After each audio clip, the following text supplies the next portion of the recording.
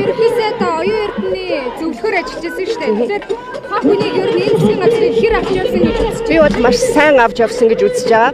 Яагаад тэгэхээр ив нэгдэл төрийн доктортой бодлого бол ялангуяа гадаад орчинд бол маш чухал асуудал өнөөдөр. Монгол улсын эдийн засгийг, Монгол улсын хөгжлийг, цаашдын хөгжлийг гадаадын хөрөнгө оруулалтгүйгээр төсөөлөх ямар ч боломж байхгүй. За энэ талаасаа олон жил гацсан сүүлийн 30 жил тийм ээ хөгжлийг гацаасан гэж хэлж болох үс Монгол улсын хөгжлийн гол тулгуур болсон том төслүүдийг явсныг бол би үр дүннэ гэж би үзэж байгаа. Цаашдаа одоо хамтарлаар явах бол зөв үү? Эсвэл дангаараа Монгол Ардын нам засгаа байгуулалт явах нь зөв үү гэдэгт та ямар байсан бэ? За би бол өмнөх их хурлд бас ажиллаж байсан. Үндсэн хуульд нэмэлт өөрчлөлт бид оруулсан.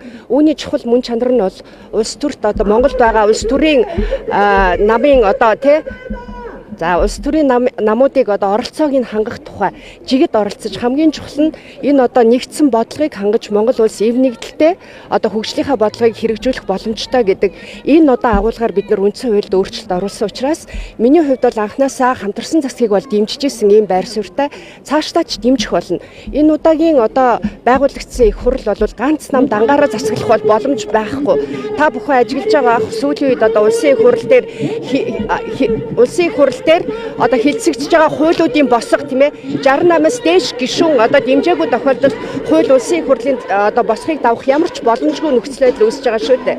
Тэгэхээр энэ ч талаасаа болсон цаашдаа ийм нэгдэл Монгол улсынхаа одоо цаашдын доктортой улс төрийн бодлогыг бодох юм бол улс төрчин одоо энэ улс төрийн намууд бол хамтар засаглах ёстой гэсэн ийм байр суурьтай байгаа. Та ер нь одоо оюун эрдэнэ сайдын зөвлөхөр ажилласан ер нь энэ хүний огцсон шалтгааныг юу гэж хардгийг улс төрийн хүрээндээ бас нөлөөлөл байсан гэж үздэг үү?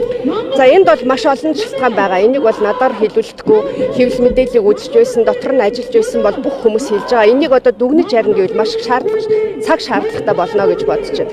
За ер нь бол цаашдаа одоо ч гэсэн ингээд Монгол Ардын намын баг хурлаар нэр дэвшигч нар орж ирэх байхаа. Тэгэхээр энэ улс төрийн уугуун хүчин тулахтаа Монгол Ардын намын хувьд бол миний түрүүний хэлсэн шаардлагуудыг хангаад аваад явчих чадвартай ерөнхий сайд бий. Тэгээ гол асуудал нь гэвэл одоо өөрийгөө тоддох гэж өрөөлийг одоо үгүйсгдэг тийм ээ сошиалар захиалга бичүүлдэг.